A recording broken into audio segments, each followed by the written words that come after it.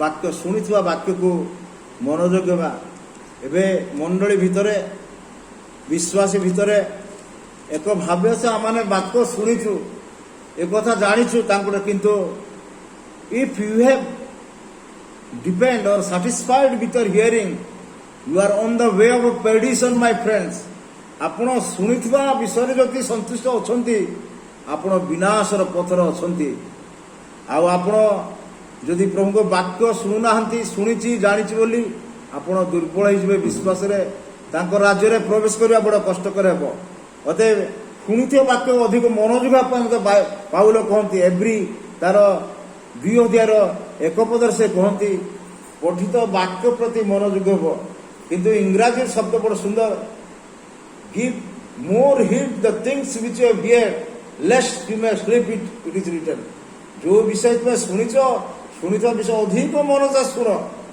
काले तुम्हें मोर पाद खसीज स्लीप शब्द खसवा कहुए अतएव जानी वाक्य आम ध्यान करवा मु बिशप डॉक्टर प्रकाश वीर आज उपासना को स्वागत करुच्ची मो से शास्त्र मनोयोगी हूँ द्वितीय करंतिय तार 13 अध्याय तार 5 पद पाठ करवा किसी समय ध्यान करवा तुम्हें माने विश्वास अच्छ कि नहीं से विषय आपण को परीक्षा कर आपण विचार कर वा जीशुख्रीष्ट जे तुम अच्छा यह कि तुमने निज निज विषय जान ना जदि यह न हुए ताहले तुमने परीक्षा सिद्ध नुह प्रेरित पाउल परंतु मंडल विश्वास मान को 2 पत्र लिखिले से पत्र परित्राण विषय मन परिवर्तन विषय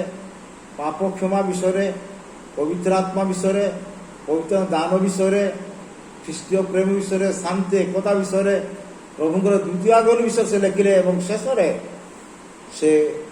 शेष द्वितीय पत्र तार 13 अध्याय 5 पद तुमने किपरि विश्वास करिछ यीशु को किपरि विश्वास यीशु को सेवा करिछ किपरि विश्वास रे प्रभुଙ୍କର कार्य करुछ किपरि विश्वास रे ख्रीष्टीय जीवन यापन करुछ निजर विचार कर निजको परीक्षा कर एवं से आउ गोटे प्रश्न करती ख्रीष्ट यीशु तुम अंतर जदि नहांती तुमने परीक्षा सिद्ध नुह अर्थात प्रभु श्री ख्रीष्ट तुम हृदय नुह परीक्षा से लिखा जाए इंग्राजी रे रिप्रोवेट सब लिखा था आउ तुमने अग्राह अर्थात परीक्षा से तार सरल भाव परीक्षा फेल अर्थात ख्रीष्टीय जगत एक आत्मिक स्वर्गीय परीक्षा देवाई जाऊँगी आउ से विश्वास स्थिर न हुए से रही ना ख्रीष्टता अंतर रहती ना से परीक्षा फेल विफल एवं स्वर्गराज प्रवेश कर अतएव युद्ध आर्थिक अनाटन राजनीतिक अस्थिरता निर्वाचन गंडगोल मान घन घन आपण ओडिशा रे आपण को पंचायत राज्य अनुभव करुवे this are the science of Jesus coming my friend एही समय जदि आपण विश्वास स्थिर न होती आपण ओडिया बाइबल परीक्षा सिद्ध परीक्षा फेल हो इंग्राजी अनुसार आप अग्राही थे आम लक्ष्य आम स्वर्गराज प्रवेश कर लक्ष्य अतएव आम विश्वास केमती हवा बाइबल रे विश्वास आमको कौन विश्वास आम परित्राण अधिकारी करूँ द्वितीय एफएससी 2 अध्याय 8 पदरे आउ तुमने अनुग्रह रे विश्वास द्वारा परित्राण पाइछ ता तुमर ठार नुहे कौन से क्रियाकर्म नुहे काले के दर्प कर अर्थात आप विश्वास करने द्वारा परित्राण पाती से विश्वास कि प्रकार विषय दरकार पुणी यही विश्वास से आमको कौन करे आमको धार्मिक गणित करे जाकुब 2 अध्याय 23 पदरे आउ जाकुब से विश्वास कर धार्मिक गणित है ईश्वर अब्राहम से कौन कले विश्वास धार्मिक गणित है एवं ईश्वर बंधु बोली परिचय आज आप विश्वास नक अनेक धर्म को दान धर्म पद पदवी क्षमता विभिन्न उपाधि हासिल कर पारती but you have not believed in Jesus Christ if you have not saved by faith you cannot be counted righteousness you cannot enter into the kingdom of God my friend बंधु प्रिय बंधु आज विश्वास को परीक्षा करने समय आसी पुणी ए विश्वास आज आम को दुरारोग्य रोग सुस्थ करे जाकुब 5 अध्याय ତାର 13 ପଦରେ ଆଉ ବିଶ୍ୱାସଯୁକ୍ତ ପ୍ରାର୍ଥନା ରୋଗ ସୁସ୍ଥ କରେ, ଆଉ ତାର ଯଦି ପାପ କ୍ଷମା କରିଥାଏ କ୍ଷମା କରେ। ଅର୍ଥାତ୍ ବିଶ୍ୱାସ ଏକ ପ୍ରକାର ଶକ୍ତି, ଯାହା ବିଶେଷଜ୍ଞ, ଯାହା ବିଶେଷ ଡାକ୍ତର ଅନେକ ଔଷଧ ସୁସ୍ଥ କରେ, କିନ୍ତୁ ବିଶ୍ୱାସରେ ଆପଣ ସୁସ୍ଥ ହେବେ ଆଉ ଆପଣ ପାପ କରି କ୍ଷମା କରିଦେବେ। ଆଜି ବାକ୍ୟ ଅନୁସାରେ ଆଜି କି ବିଶ୍ୱାସରେ ଖ୍ରୀଷ୍ଟିଆନ ଜୀବନ କାଟୁଛନ୍ତି ଆପଣଙ୍କୁ ପରୀକ୍ଷା କରିବାକୁ ହେବ। ପ୍ରିୟ ଭାଇ ଭଉଣୀ, ପୁଣି ଏଭ୍ରି ପୁସ୍ତକ 10 ଅଧ୍ୟାୟ ତାର 38 ପଦ ଲେଖାଯାଏ, ବାକ୍ୟ ଲେଖା ବିଶ୍ୱାସ ଧାର୍ମିକତାରେ ବଞ୍ଚିବ। ଆଜି ଆପଣ କି ବଳରେ ବଞ୍ଚୁଛନ୍ତି? ଟଙ୍କା ବଳରେ, କିମ୍ବା ଭଲ ଖାଦ୍ୟ ଖାଇ, କିମ୍ବା ଲୋକ ବଳରେ, କିମ୍ବା ଆପଣ ଚାକିରି ବଳରେ, କିମ୍ବା ଆଉ କ'ଣ ଏସବୁ ବଞ୍ଚନ୍ତି ନା ବିଶ୍ୱାସରେ? ଯଦି ଆପଣ ବିଶ୍ୱାସରେ ବଞ୍ଚୁନାହାନ୍ତି, ଧନ ଅଭାବ ହୋଇଯିବ, ଆପଣଙ୍କର କ୍ଷମତା ଦୁର୍ବଳ ହୋଇଯିବ, ଆପଣ ଲୋକ ଚାଲିଯିବେ, ଆପଣ ଖ୍ରୀଷ୍ଟ ଦୂରେ ସେଠି ପ୍ରଭୁ ଯଦି ପଶ୍ଚାତାପ କରେ ଈଶ୍ୱର ସନ୍ତୁଷ୍ଟ ନୁହନ୍ତି ବୋଲି ଲେଖା ଅଛି 10:38 ପଦ। ଅର୍ଥାତ୍ ବିଶ୍ୱାସରେ ଯଦି ନ ରହି ସେବା କରି ପ୍ରାର୍ଥନା କରି ଗିର୍ଜା କରୁଛନ୍ତି, ଅନେକ କାର୍ଯ୍ୟ କରୁଛନ୍ତି, କିଛି ଏ ପ୍ରକାର ପରିସ୍ଥିତି ଆସିବ, ଆପଣ ପଛକୁ ହଟିଯିବେ, ପ୍ରଭୁ ସେଠି ଦୁଃଖିତ ହେବେ। ପ୍ରଭୁ ସେବା କରି ବାକ୍ୟ ପ୍ରଚାର କରିବେ, ଗିର୍ଜା ଛାଡ଼ିଦେବେ, ସେ ବି ଆପଣଙ୍କ ପ୍ରତି ପ୍ରଭୁ ଅସୁସ୍ଥ ହେବ। ଆପଣଙ୍କର ବିଶ୍ୱାସ ଆଜି ପରୀକ୍ଷା କରିବାକୁ ହେବ।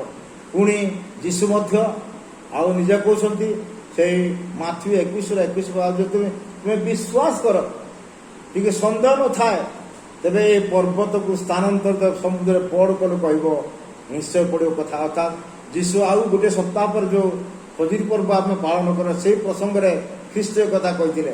ଡିମ୍ବୁରି ଗଛରେ ଫଳ ନଥିଲା, ଖାଇବା ଗଲେ ଯୀଶୁ ଫଳ ଆଶାରେ ପତ୍ର ଛଡ଼ା କିଛି ପାଇଲେ ନାହିଁ, ତାକୁ କହିଲେ କିଏ ଫଳ ନ ଖାଉ, ସେ ମୁଦ୍ରେ ଗଛ ଶୁଖି ଯାଇଥିଲା।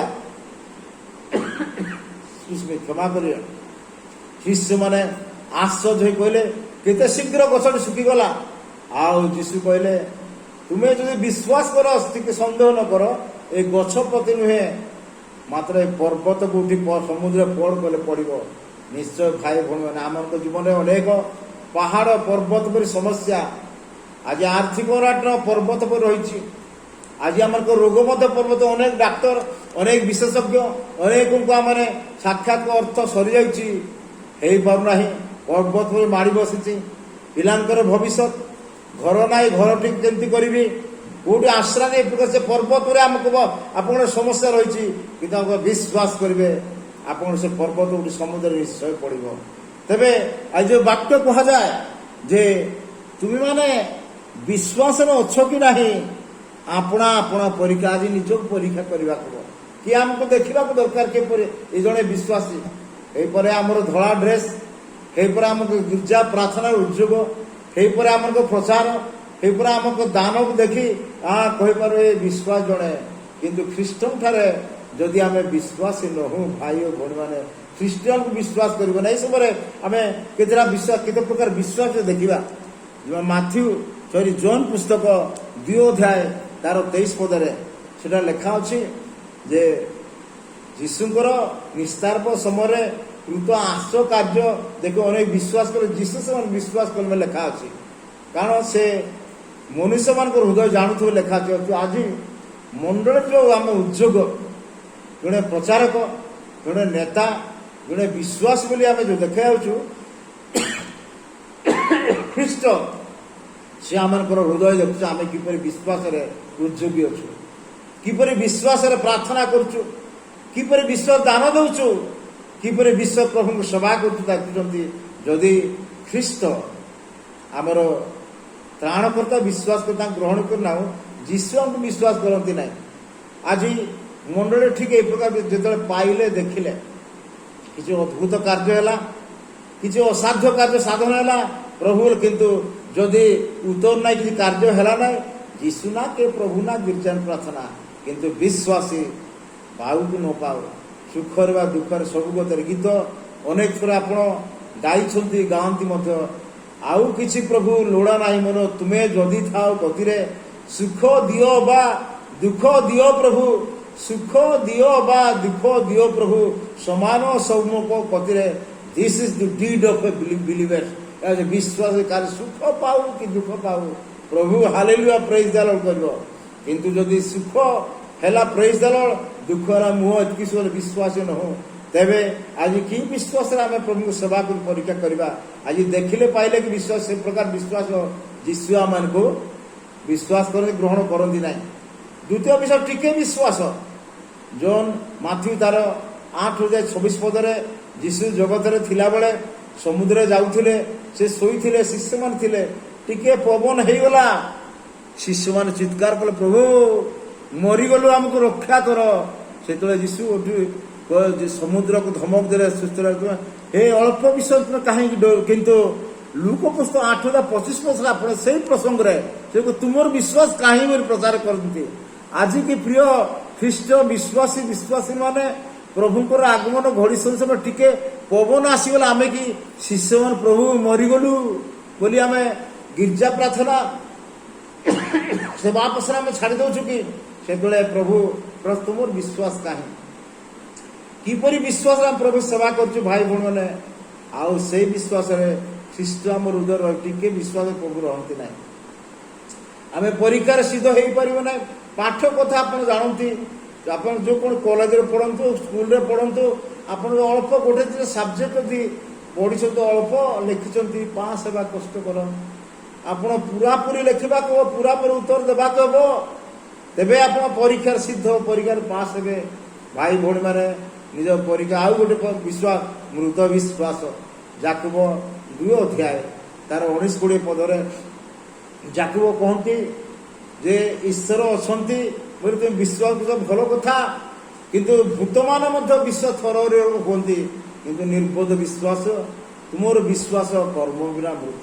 ଭାଇ ଭଉଣୀ ମାନେ ଆଜି ମଣ୍ଡଳୀରେ ଖ୍ରୀଷ୍ଟ ଜଗତରେ ଠିକ ଏ ପ୍ରକାର ବିଶ୍ୱାସ, ଆଜି କର୍ମ ବିନା ଅନେକ ମୃତ ହେଇଯାଇଛନ୍ତି। ଲକଡାଉନ ହେଲା, ଗିର୍ଜା ନାହିଁ, ପ୍ରାର୍ଥନା ନାହିଁ, ବାକ୍ୟ ନାହିଁ, ପ୍ରାର୍ଥନା ନାହିଁ, ଖାଇଲୁ ପିଇଲୁ, ଆମୋଦ ପ୍ରମୋଦ କରି ଘରେ ଶୋଇଲୁ, କିନ୍ତୁ ବିଶ୍ୱାସ ଆଜି ମୃତ ହେଇଯାଇଛି। କିନ୍ତୁ ମନେ ରଖୁ, ସେ ବିଶ୍ୱାସ ଶୈତାନ ବିଶ୍ୱାସ କରେ। ଆମେ ଖାଲି ବିଶ୍ୱାସ ପ୍ରଭୁ ବୋଲି ମୁହଁରେ କହୁ, କିନ୍ତୁ ଶୈତାନ ବିଶ୍ୱାସ ଥର ରୁହେ, ବାକ୍ୟ ଲେଖା ଅଛି। ପ୍ରିୟ ଭାଇ ଭଉଣୀ ମାନେ, ପ୍ରଭୁଙ୍କର ଦିନ ସନ୍ନିକଟ। ଆଜି ଆପଣଙ୍କ ବିଶ୍ୱାସକୁ ନୂତନୀକରଣ କରନ୍ତୁ, ଜାଗ୍ରତ କରନ୍ତୁ। ଆଜି କି ପ୍ରାର୍ଥନାହୀନ, ଆଜି କି ବାକ୍ୟହୀନ, ଆଜି କି ଉପବାସହୀନ, ଆଜି କି ଉପାସନାହୀନ, ଆଜି କି ପ୍ରେମ ଶାନ୍ତିହୀନ ବିଶ୍ୱାସ ମରିଯାଇଛି। ମରିଗଲେ ଆପଣ ସ୍ୱର୍ଗରାଜ୍ୟରେ ପ୍ରବେଶ କଷ୍ଟକର। ଜାଣନ୍ତି, ସ୍ୱର୍ଗରାଜ୍ୟ ଜୀବିତ ମାନଙ୍କ ପାଇଁ, ଆଉ ଯୀଶୁ ପୁନଃ ଆସୁଛନ୍ତି ଜୀବିତ ମାନଙ୍କୁ ନେବା ପାଇଁ। ବାକ୍ୟ ମତେ ସେ ଅବ୍ରାହ୍ମ ଈଶ୍ୱର, ସେ ଯାକୋବ ଈଶ୍ୱର, ଇସାକର ଈଶ୍ୱର, ସେ ଜୀବିତ ମୃତ ମାନଙ୍କ ଈଶ୍ୱର ନୁହନ୍ତି। ଆଜି ଆମେ ଖ୍ରୀଷ୍ଟିଆନ ନାମ ନେଇଥାଇପାରୁ ଭାଇ ଓ ଭଉଣୀ ମାନେ, କିନ୍ତୁ ଯଦି ବିଶ୍ୱାସରେ ମରିଯାଇଛୁ, ଖ୍ରୀଷ୍ଟ ଆମନ୍ତ ଆମେ ଖ୍ରୀଷ୍ଟଙ୍କର ନୁହଁ, ଆମେ ତାଙ୍କ ରାଜ୍ୟରେ ପ୍ରବେଶ କରିପାରିବା ନାହିଁ। ଏଥିପାଇଁ ସମୟ ଥାଉ ଥାଉ ତାଙ୍କର ଦିନ ଆସିବା ପୂର୍ବରୁ ବିଶ୍ୱାସକୁ ପରୀକ୍ଷା କରିବା। ଆଜି କୋଉ ବିଶ୍ୱାସରେ ଆମେ ଅଛୁ? ପୁଣି ପଞ୍ଚମ ବିଶ୍ୱାସ, ଯାକୁବ 1:5-7 ପଦରେ, ଯଦି କାହାର ଜ୍ଞାନ ଅଭାବ ଅଛି, ସେ ମାଗୁ, ପ୍ରଭୁ କୌଣସି ଦୋଷ ନ ଧରି ସେ ଦେବେ, ସେ ଟିକେ ସନ୍ଦେହ ନ କରୁ। ସେନ୍ଦ ବିଶ୍ୱାସୀ ପ୍ରଭୁଙ୍କଠାରୁ କିଛି ପାଇବ ବୋଲି ଆଶା ନ କରିବେ ଲେଖା ଅଛି। ଆଉ ସନ୍ଦେଶ ବିଶ୍ୱାସୀ ସେ ବାୟୁରେ ଚାଳିତ ତରଙ୍ଗ ସଦୃଶ। ଭାଇ ଭଉଣୀ ମାନେ, ଆଜି ଅନେକ ଥର ମାଗିଛୁ, ଅନେକ ପ୍ରାର୍ଥନା କରୁଛୁ, ଆମେ we are not receiving. why? because we are doubting, our faith is doubting, our ସନ୍ଦ ବିଶ୍ୱାସ ରହିଛି। ଅତଏବ ଆସୁ ଏ ସନ୍ଦ ବିଶ୍ୱାସରେ ପ୍ରଭୁଙ୍କ ଲୋକ ହେବା, ପ୍ରଭୁଙ୍କ ସେବା କରିବା, ପ୍ରଭୁଙ୍କ ରାଜ୍ୟରେ ପ୍ରବେଶ କରିବା ଅତ୍ୟନ୍ତ କଷ୍ଟକର। ଭାଇ ଓ ଭଉଣୀ ମାନେ, ଜାଗ୍ରତ ହେବା। ଆଜି ଏ ସନ୍ଦେହତା ଅତି ଗୁରୁତର ବିଷୟ। ଶୈତାନ ଆମର ସନ୍ଦ ବିଶ୍ୱାସ, ଆମକୁ ଦୁର୍ବଳ ବିଶ୍ୱାସ ଦେଖି ଆମକୁ ପରୀକ୍ଷା ସଙ୍କଟରେ ସେ ପକାଇ ଦିଏ। ଏଥିପାଇଁ ଜାଗ୍ରତ ହେବା, ସଚେତନ ହେବା, ଯଦ୍ୱାରା ଆମେ ପ୍ରଭୁଙ୍କ ଦୃଷ୍ଟିରେ ଅଗ୍ରାହୀ ନ ଯିବା। ଆଉ ଯଦି ପ୍ରଭୁଙ୍କୁ ଗୃହୀତ ହେବା କଲେ ଅନ୍ତର ବିଶ୍ୱାସ, ଦୃଢ଼ ବିଶ୍ୱାସ। ରୋମୀ 10 ତାର 9-10 ପଦ ଲେଖା ଅଛି, ଯଦି ତୁମେ ଯୀଶୁଙ୍କୁ ପ୍ରଭୁ ବୋଲି ସ୍ୱୀକାର କରିବ, ସେ ମୃତମାନଙ୍କ ମଧ୍ୟରୁ ଉତ୍ଥିତ ହୋଇଛନ୍ତି ବୋଲି ଅନ୍ତରରେ ବିଶ୍ୱାସ କରିବ, ତେବେ ପରିତ୍ରାଣ ପାଇବ କଥା ଲେଖାଯାଏ। ମନୁଷ୍ୟ ସେ କ'ଣ ଧାର୍ମିକ ପ୍ରାପ୍ତ ଅନ୍ତରରେ ବିଶ୍ୱାସ କରେ, ପରିତ୍ରାଣ ସ୍ୱୀକାର କରେ ଯୀଶୁ ତ୍ରାଣକର୍ତ୍ତା ଖ୍ରୀଷ୍ଟ ବୋଲି। ଭାଇ ଓ ଭଉଣୀ ମାନେ, ଆଜିକି ଆପଣଙ୍କ ବିଶ୍ୱାସ ହୃଦୟର ବିଶ୍ୱାସ, ଦୃଢ଼ ବିଶ୍ୱାସ କି ନା ମୃତ ବିଶ୍ୱାସ, ନା ସନ୍ଦ ବିଶ୍ୱାସ, ନା ଆପଣ ଆଜି ବିଶ୍ୱାସ ମରିଯାଇଛନ୍ତି? ବିଶ୍ୱାସରେ ମରିଗଲୁ, ତାହା ବଡ଼ ଗୁରୁତର ବିଷୟ। ଅତଏବ ସେଦିନ ପାଉଲ କରନ୍ତୀୟ ମାନଙ୍କୁ ପଚାରିଲେ, ପବିତ୍ର ଆତ୍ମା ଈଶ୍ୱର ବାକ୍ୟସ୍ୱରୂପୀ ପରମେଶ୍ୱର ଆପଣ ପୁଣି ମୋତେ ସେ ପ୍ରଶ୍ନ କରନ୍ତି, ତୁମେ ବିଶ୍ୱାସରେ ଅଛ କି ନାହିଁ? ତୁମେ କି ପ୍ରକାର ବିଶ୍ୱାସରେ ପ୍ରଭୁଙ୍କର ସେବା କରୁଛ? ଆଜି ନିଜର ପରୀକ୍ଷା କର, କିଏ ପରୀକ୍ଷା ନ କରୁ। କିଏ ଆମକୁ ସାର୍ଟିଫିକେଟ୍ ଦେବା ଆବଶ୍ୟକ ନ ଭାଇ ଭଉଣୀ ମାନେ। ଅନେକ ସମୟରେ ଆମେ ଅନ୍ୟଠାରୁ ପ୍ରମାଣ ସାର୍ଟିଫିକେଟ୍ ପାଇବା ପାଇଁ ବଡ଼ ଆଗ୍ରହୀ। ଓ ସେ ବଡ଼ ବିଶ୍ୱାସୀ, ସେ ଭଲ ପ୍ରଚାର କରୁଛି, ସେ ଜଣେ ପ୍ରଭୁଙ୍କ ଲୋକ, ସେ ଜଣେ ପାଳକ, ସେ ଜଣେ ବିଶପ, ସେ ଜଣେ ଡାଇରେକ୍ଟର। ଏ କଥା ଆମେ ଅନେକ ସମୟରେ କଥା ଶୁଣିବାକୁ ଇଚ୍ଛା। କିନ୍ତୁ ଖ୍ରୀଷ୍ଟଙ୍କଠାରେ ଆମର ବିଶ୍ୱାସ ଯଦି ନାହିଁ, ଯଦି ଆମେ ହୃଦୟରେ ଖ୍ରୀଷ୍ଟ ନାହାନ୍ତି, ଆମେ ଅଗ୍ରାହୀ ଯିବା। ଏଥିପାଇଁ ଆସୁ ହୃଦୟକୁ ପରୀକ୍ଷା କରିବା, ଦେଖିବା ଆମେ ବିଶ୍ୱାସରେ ପ୍ରଭୁଙ୍କର ସେବା କରୁଛୁ କି ନାହିଁ, ଖ୍ରୀଷ୍ଟ ଆମ ସହିତ ଅଛନ୍ତି କି ନାହିଁ। ଆଉ ଖ୍ରୀଷ୍ଟ ଯଦି ଆମ ସହିତ ଅଛନ୍ତି, ଆମେ ବିଜୟ ଜୀବନ କାଟିବା। ଆମ ଜୀବନରେ ଶାନ୍ତି, ଖ୍ରୀଷ୍ଟ ଶାନ୍ତି ରାଜା। ଖ୍ରୀଷ୍ଟ ଯଦି ଆମ ଜୀବନ ଆମର ରୋଗ ଅଭାବ କଷ୍ଟ ଦୂରେ ଚାଲିବ। ଖ୍ରୀଷ୍ଟ ଆମଙ୍କର ପ୍ରତ୍ୟେକ ଆବଶ୍ୟକ ଯୋଗାଇବା ପରମେଶ୍ୱର। ଆଉ ସେ ଖ୍ରୀଷ୍ଟ ଆମକୁ ଦୁଃଖ ସମୟରେ ରକ୍ଷା କରିବେ। ସେ ଆମ ସହିତ ଚାଲିବା ପରମେଶ୍ୱର। ଆଉ ଖ୍ରୀଷ୍ଟଙ୍କ ସହିତ ବର୍ତ୍ତମାନ ଚାଲିବା ପାଇଁ ଆମେ ଚେଷ୍ଟା ଗୀତରେ ଗାଇଥିଲୁ, ଦୁର୍ଗମ ପଥରେ ଯାତ୍ରୀ ଚାଲରେ ଆଗେଇ ଚାଲରେ, ସଦା ଯୀଶୁଙ୍କୁ ଲକ୍ଷ୍ୟ ରଖି ଚାଲରେ। ଆଉ ବର୍ତ୍ତମାନ ଏ ସଙ୍କଟ ଦିନରେ, ଯୁଦ୍ଧର ଦିନରେ, ଅଭାବ ଦିନରେ, ହିଂସା ତାଡ଼ନା କ୍ଲେଶ ପରସ୍ପର ବିରୋଧ ଈର୍ଷା ସମୟରେ ପ୍ରିୟ ଭାବରେ ଆପଣ ଖ୍ରୀଷ୍ଟଙ୍କ ସହିତ ଆପଣ ଚାଲିବା ପାଇଁ ଯତ୍ନବାନ ହୁଅନ୍ତୁ। ଯେତେବେଳେ ଆପଣ ଦୃଢ଼ ବିଶ୍ୱାସୀ, ଖ୍ରୀଷ୍ଟ ଆପଣଙ୍କ ସହିତ ଅଛନ୍ତି। ଆପଣଙ୍କ ଦୁଃଖ, ଆପଣଙ୍କ ଅଭାବ, ଆପଣଙ୍କ କଷ୍ଟ କେବେ ବିଚଳିତ କରିବ ନାହିଁ। ଆଉ ପ୍ରଭୁ ଯେତେବେଳେ ହଠାତ୍ ଆସିଲେ, ଆମେ ନିଶ୍ଚୟ ତାଙ୍କ ସହିତ ତାଙ୍କ ରାଜ୍ୟରେ ପ୍ରବେଶ କରିବେ। ଆମେ ପାଉଲଙ୍କ ଜୀବନ କଥା ଆମେ ଜାଣିଛୁ। ଯେତେବେଳେ ସେ ଦମେଶକ ପଥରେ ଖ୍ରୀଷ୍ଟଙ୍କୁ ସାକ୍ଷାତ କଲେ, ସେ ଜଣେ ତାଡ଼ନାକାରୀ, ସେ ଜଣେ ହତ୍ୟାକାରୀ। ଆଉ ଦମେଶକ ପଥରେ ଖ୍ରୀଷ୍ଟଙ୍କୁ ଚାଲିଛନ୍ତି। ତାଙ୍କୁ ତାଡ଼ନା ହେଇଛି, ତାଙ୍କୁ 39 ପ୍ରହାର ହେଇଛି, ତାଙ୍କୁ ଜେଲ ରଖାଯାଇଛି। ସେ ଜାହାଜ ଭଙ୍ଗ ଭିତରେ ଅନ୍ଧକାରରେ ସେ ଚୋରମାନଙ୍କ ହାବୁଡ଼ରେ ପଡ଼ିଥିଲେ। ସେ ମଣ୍ଡଳୀର ବିଭିନ୍ନ ତାସଲ ହେଇଥିଲେ ମଧ୍ୟ ଖ୍ରୀଷ୍ଟଙ୍କ ଦୂରକୁ ଯାଇନଥିଲେ। ଏବଂ ସେ ଶେଷରେ ମୃତ୍ୟୁ ପର୍ଯ୍ୟନ୍ତ ପ୍ରଭୁ ବିଶ୍ୱାସରେ ସ୍ଥିର ରହି ସେ ଏକ ଦୃଢ଼ କଥା କହୁଛନ୍ତି ପ୍ରିୟ ଭାଇ ଭଉଣୀମାନେ। ଆଉ ସେ ଧାର୍ମିକତା ମୁକୁଟ ପାଇବା ପାଇଁ ଏକ ଦୃଢ଼ ଭରସା ଦେଇ 2 ତିମୋଥୀ ତାର 4 ଅଧ୍ୟାୟରେ ସେ ତିମୋଥୀଙ୍କୁ ସେ ବଡ଼ ଉତ୍ସାହ ସହିତ କଥା କହୁଛନ୍ତି। ସେ ଦେଖନ୍ତୁ 2 ତିମୋଥୀ 4 ଅଧ୍ୟାୟ 7 ଏବଂ 8 ପଦ ମୁଁ ପାଠ କରୁଛି। ମୁଁ ଉତ୍ତମ ଯୁଦ୍ଧର ପ୍ରାଣପଣ କରିଅଛି, ନିରୂପିତ ପଥର ଶେଷ ପର୍ଯ୍ୟନ୍ତ ଦୌଡ଼ିଅଛି, ମୁଁ ବିଶ୍ୱାସ ରକ୍ଷା କରିଅଛି। ଅଦ୍ୟାବଧି ମୋ ନିମନ୍ତେ ଧାର୍ମିକତାର ମୁକୁଟ ରଖାଯାଉଛି। ତାହା ସେହି ମହାଦିନରେ ନ୍ୟାୟବାନ ବିଚାରକତା ପ୍ରଭୁ ମୋତେ ଦେବେ। ପୁଣି କେବଳ ମୋତେ ନୁହେଁ, ମାତ୍ର ଯେତେ ଲୋକ ତାଙ୍କର ଆଗମନକୁ ପ୍ରିୟ ଜ୍ଞାନ କରନ୍ତି ସେମାନଙ୍କୁ ଦେବେ। ଅର୍ଥାତ୍ ପ୍ରିୟ ଭାଇ, ଶେଷ ପର୍ଯ୍ୟନ୍ତ, ମୃତ୍ୟୁର ଜୀବନ ଶେଷ ପର୍ଯ୍ୟନ୍ତ ବିଶ୍ୱାସରେ ବଞ୍ଚି ରହିବାକୁ। ଖାଇବାକୁ ଥାଉ ନା ଗିର୍ଜାକୁ ଯାଆନ୍ତୁ, ପଇସା ନଥାଉ ନିରାଶ ହୁଅନ୍ତୁ ନା, ପ୍ରଭୁଙ୍କ ସେବା କରନ୍ତୁ, ବାକ୍ୟ ପ୍ରଚାର କରନ୍ତୁ। ଆଉ ପ୍ରଭୁଙ୍କ ସାଥିରେ ଚାଲନ୍ତୁ ପରିବାରରେ, ଜୀବନରେ। ତେବେ ଆପଣ ନିଶ୍ଚୟ ଧାର୍ମିକତା ଆପଣ ଜାଣନ୍ତି ସେ 2 ସପ୍ତାହ ହେବ ଖ୍ରୀଷ୍ଟ ଆସିବେ। ଖ୍ରୀଷ୍ଟର ମୃତ ଲୋକମାନେ ଉତ୍ଥାପିତ ହେବେ। ଯେଉଁମାନେ ଆଉ କ'ଣ ଜୀବନ ଥିବେ, ବିଶ୍ୱାସ ରୂପ ବଦଳିଯିବ, ମଧ୍ୟ ଆକାଶ ମିଳିତ ସେ ଆନନ୍ଦର ସମୟ ଆସୁଛି, ହଠାତ୍ ଘଟିବ। ଭାଇ ଓ ଭଉଣୀମାନେ, ଆପଣ ନିଜର ବିଷୟ ପରୀକ୍ଷା କରନ୍ତୁ, ଜାଗ୍ରତ ହୁଅନ୍ତୁ। ଆଉ ଏ ପ୍ରକାର ତ ପ୍ରଚାର କରାଯାଉଥିଲା ବୋଲି ଭାବନ୍ତୁ ନାହିଁ। ପ୍ରାରମ୍ଭ କରି ଆମେ ଶୁଣିଛୁ କଥା ନା, ଆପଣ ଶୁଣି ସେଥିରେ ତୃପ୍ତି ଅଛନ୍ତି। ଆପଣ ବିନାଶର ପଥରେ ଚାଲିଛନ୍ତି, ଆପଣ ସ୍ୱର୍ଗରାଜ ଆଡ଼କୁ ନାହାନ୍ତି। ଏଥିପାଇଁ ଶୁଣିଥିବା ବାକ୍ୟକୁ ଶୁଣନ୍ତୁ, ଆପଣଙ୍କ ପରୀକ୍ଷା କରନ୍ତୁ। ନିଜର ପ୍ରାର୍ଥନା ଜୀବନ, ବିଶ୍ୱାସ ଜୀବନ, ବାକ୍ୟ ଧ୍ୟାନ ଜୀବନ ଆପଣ ନିଜକୁ ସଜାଡ଼ନ୍ତୁ ଏବଂ ପ୍ରସ୍ତୁତ ହୁଅନ୍ତୁ। ଯେହେତୁ ପ୍ରଭୁ ଶୀଘ୍ର ଆସୁଛନ୍ତି, ପ୍ରଭୁ ଆପଣଙ୍କୁ ପ୍ରଚୁର ଅନୁଗ୍ରହ କରନ୍ତୁ। ବିଶ୍ୱାସକୁ ପରୀକ୍ଷା କରି ପ୍ରଭୁ ସହ ଗମନ କରି ଶେଷରେ ତାଙ୍କ ରାଜ୍ୟରେ ପ୍ରବେଶ କରିବା ପାଇଁ ସେ ବହୁଳ ଆଶୀର୍ବାଦ କରନ୍ତୁ। ଏ ଅଳ୍ପ ବାକ୍ୟ ପ୍ରଭୁ ଆପଣ ପୁଣି ଆମେ ସମସ୍ତଙ୍କୁ ଆଶୀର୍ବାଦ କରନ୍ତୁ। ଆମେ ଆସନ୍ତୁ ପ୍ରାର୍ଥନା କରିବା। ଆପଣ ଆଖି ବନ୍ଦ କରନ୍ତୁ, ଆପଣଙ୍କ ବିଶ୍ୱାସକୁ ଦେଖନ୍ତୁ। ଟିକେ ବିଶ୍ୱାସ କି ନା ପାଇଲେ ବିଶ୍ୱାସ, ନା ବିଶ୍ୱାସ ମରିଯାଇଛି, ନା ସନ୍ଦେହ ବିଶ୍ୱାସ, ନା ଦୃଢ଼ ବିଶ୍ୱାସ ଅଛନ୍ତି, ଆପଣ ନିଜ ଜୀବନ ସମର୍ପଣ କରି ପ୍ରାର୍ଥନା କରିବା। Hallelujah, hallelujah. ଧର୍ମମୟ କରୁଣାମୟ ପ୍ରଭୁ, ତୁମର ପ୍ରେମ, ତୁମର ଦୀର୍ଘ ସହିଷ୍ଣୁତା ଦେବା ପାଇଁ ଧନ୍ୟବାଦ। ତୁ ଆଜିର ଉପାସନାରେ ଆମମାନଙ୍କୁ ବିଶ୍ୱ ପରୀକ୍ଷା କରିବାକୁ ଚେତନା ଦେଲ ପ୍ରଭୁ। ସେଦିନ କରନ୍ତେ ମାନେ କହିଲ ତୁମାନେ କି ପ୍ରକାର ବିଶ୍ୱାସରେ ଅଛ, ନିଜର ପରୀକ୍ଷା କର, ନିଜ ବିଚାର କର। ଖ୍ରୀଷ୍ଟ ତୁମାନଙ୍କ ଅନ୍ତର ଅଛନ୍ତି କି ନାହିଁ ଏହା ତୁମେ ଯଦି ଜାଣ ନାହିଁ, ପରୀକ୍ଷା ସିଦ୍ଧ ନୁହଁ ପ୍ରଭୁ। ଆମମାନଙ୍କୁ ସ୍ୱର୍ଗରାଜ ସନ୍ନିକଟ ଆମେ ପ୍ରବେଶ କରିବାକୁ ହବ। ଆଜି ଆମର ବିଶ୍ୱାସ ଦୁର୍ବଳ ହେଇଯାଇଛୁ, ମୃତ ହେଇଯାଇଛି ପ୍ରଭୁ। ଆମର ବିଶ୍ୱାସ ସଚେତନ କର, ପ୍ରାର୍ଥନା କରିବାକୁ, ବାକ୍ୟ ଶୁଣିବାକୁ ଦିଅ, ଯଦ୍ୱାରା ଆମେ ବିଶ୍ୱାସରେ ବଞ୍ଚିବୁ ଏବଂ ପ୍ରଭୁ ତୁମ ରାଜ୍ୟରେ ପ୍ରବେଶ କରିବୁ। ପ୍ରଚାରିତ ବାକ୍ୟ ପ୍ରଚୁର ଭାବେ ପ୍ରତ୍ୟେକ କିଛି କାର୍ଯ୍ୟକାରୀ ହେବାକୁ ଦିଅ। ପ୍ରତ୍ୟେକ ପ୍ରସ୍ତୁତ ହେଇ ତୁମ ରାଜ୍ୟରେ ସାକ୍ଷାତ ହେବା ପାଇଁ ପ୍ରସ୍ତୁତ କର ପ୍ରଭୁ। ଗୌରବ ସମ୍ଭ୍ରମ ପୂଜା ଗୁଣ ତୁମେ ପା ପ୍ରଭୁ। ପ୍ରାର୍ଥନା ଶୁଣିଲ ଧନ୍ୟବାଦ ହଉ, କାରଣ ଯୀଶୁଙ୍କ ନାମରେ ଏହି ପ୍ରାର୍ଥନା ଉତ୍ସର୍ଗ କରି ମାଗିଲୁ ପିତା, ଆମେନ୍। ଖ୍ରୀଷ୍ଟରେ ପ୍ରିୟ ବିଶ୍ୱାସୀ ଭାଇ ଭଉଣୀମାନେ, ଆପଣମାନେ ଅଧିକ ଆମର କାର୍ଯ୍ୟକ୍ରମ ବିଷୟରେ ଜାଣିବାକୁ ହେଲେ ଆପଣ ୟୁଟ୍ୟୁବରେ ଡକ୍ଟର ପ୍ରକାଶ ଜୟ ମିନିଷ୍ଟ୍ରିକୁ ଆପଣ ଲଗ୍ଅନ୍ କରି ଦେଖିବେ। ପ୍ରଭୁ ଆପଣଙ୍କୁ ଆଶୀର୍ବାଦ କରନ୍ତୁ, ଆମେନ୍।